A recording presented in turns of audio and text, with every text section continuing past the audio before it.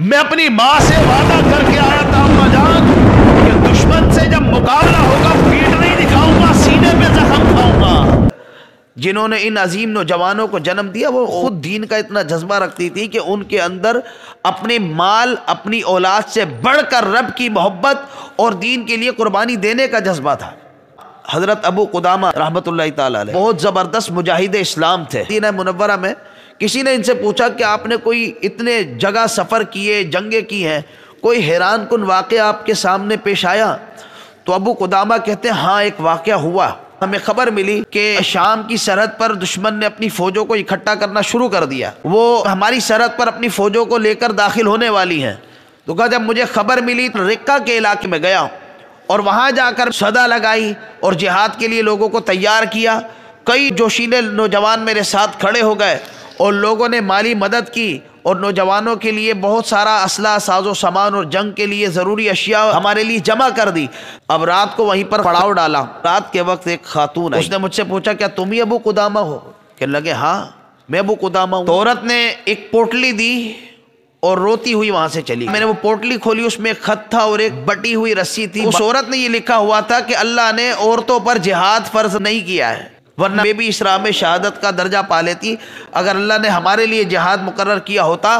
لیکن تم نے جب یہ صدا لگائی کہ مجاہدوں کے لیے مال سے مدد کریں تو میرے پاس کچھ نہ تھا، بس میں یہ رسی لے آئی ہوں۔ ہو سکتا ہے تمہیں معمولی سی لگے، لیکن اتنا کرنا کہ کسی مجاہد کے گھوڑے کو باندھنے کی ضرورت پیش آئے اسے باندھ دینا۔ مجاہد کے استعمال میں کسی طرح بھی آتی ہو یہ رسی استعمال میں لے لینا کہ قیامت کے دن میں رب کی بارگاہ میں کہہ سکوں گی کہ مولا میں جہاد میں شریک نہیں ہو سکتی تھی، میرے پاس مال نہیں تھا، میں نے تیری راہ میں جہاد کے لیے یہ مال پیش کر دیا۔ صبح ہی اپنے کارواں کو لے کر نکلے۔ اب تھوڑا ہی آگے گئے تھے کہ ایک نوجوان گھوڑے پر بڑی تیزی سے دوڑتا ہوا ان کے پاس آیا۔ اس نے مجھ سے پوچھا کیا تم ہی ابو قدامہ ہو؟ میں نے کہا ہاں۔ تو کہا مجھے قبول کر لیں، میں بھی آپ کے ساتھ راہ خدا میں لڑنا چاہتا ہوں۔ اس نے کہا نوجوان اپنا چہرہ تو دکھاؤ۔ اس نے جب چہرے سے کپڑا ہٹایا تو 17 سالہ نوجوان تھا۔ تو میں نے کہا نوجوان ابھی تمہاری عمر چھوٹی ہے، تمہارے والد کہاں ہیں؟ تو کہا کہ والد تو شہید ہو گئے، انہی صلیبیوں نے میری والد کو شہید کیا تھا۔ تو کہا اچھا تمہاری ماں زندہ ہے؟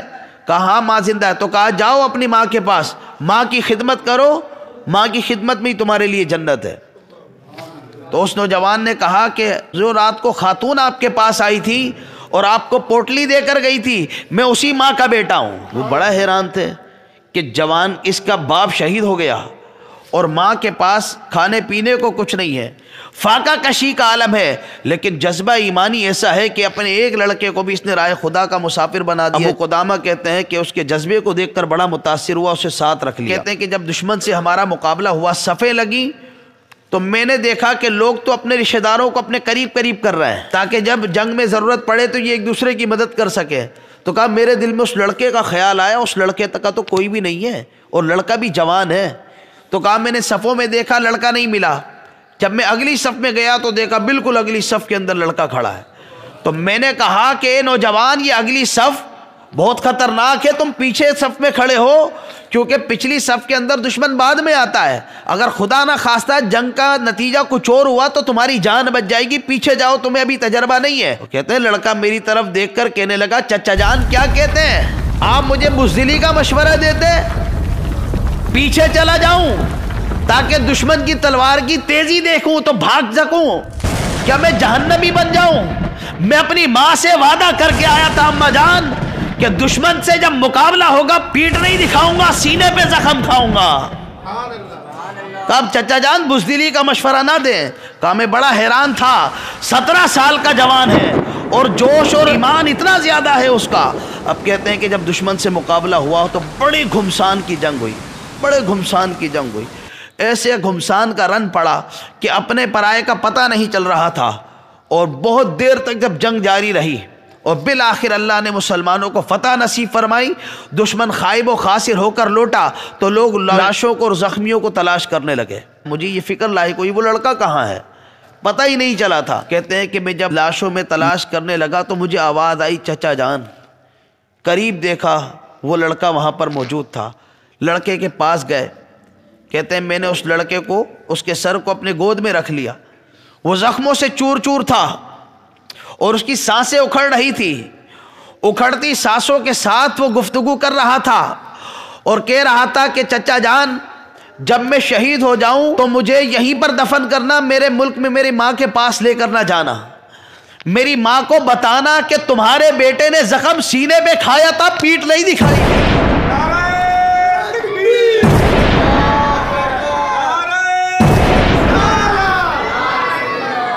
کہتا ہے کہ زخم سینے پہ کھایا تھا، پیٹ نہیں دکھائی تھی، مگر بتا دوں ایک بات، ماں یقین نہیں کرے گی، میرے یہ کپڑے لے جانا، میری قمیض لے جانا، میری قمیض لے جا کر میری ماں کو دکھانا کہ جب وہ اس کو دیکھے گی تو اس کو یقین آ جائے گا۔ اب یہ کہتے ہوئے یہ باتیں کرتا ہوا وہ بالآخر کہتے اس کی سانسیں اکھڑنے لگی اور وہ لڑکا وہیں پر شہید ہو گیا۔ کہتے ہیں میں نے اس کو وہیں پر دفن کیا۔ اب جب میں رکا آیا تو وہاں کیا منظر دیکھتا ہوں کہ لوگ اپنے اپنے جوانوں کے بارے میں پوچھ رہے ہیں۔ ایک بچی ہر ایک سے آتے ہوئے پوچھ رہی تھی میرا بھائی کہاں ہے، میرا بھائی آیا کیا؟ کہا میں دیکھ کر حیران تھا، ایک چھوٹی سی بچی اپنے بھائی کے بارے میں پوچھ رہی ہے میرا بھائی آ گیا کیا؟ کہتے ہیں کہ میں جب اس بچی کے پاس گیا، اس سے پوچھا تو اس نے اسی لڑکے کا نام لیا کہ یہ میرا بھائی تھا۔ تو کہا کہ بیٹی اپنی ماں کو بلاؤ۔ وہ گئی گھر میں، اپنی ماں کو بلا کر لائی۔ ماں جب آئی تو ماں نے پوچھا کہ ہاں میرے بیٹے کی خبر دو، اگر وہ شہید ہو گیا ہے تو میں خوشی مناؤں، اگر بچ گیا ہے تو میں اس کا افسوس کروں۔ اللہ اکبر۔ یہ مائیں تھیں کہ جن کی گود میں اسلام پلتا تھا، یہ تھی فروغ اسلام کے لیے اپنے بچوں کو قربانی کے لیے پیش کرنے والی مائیں۔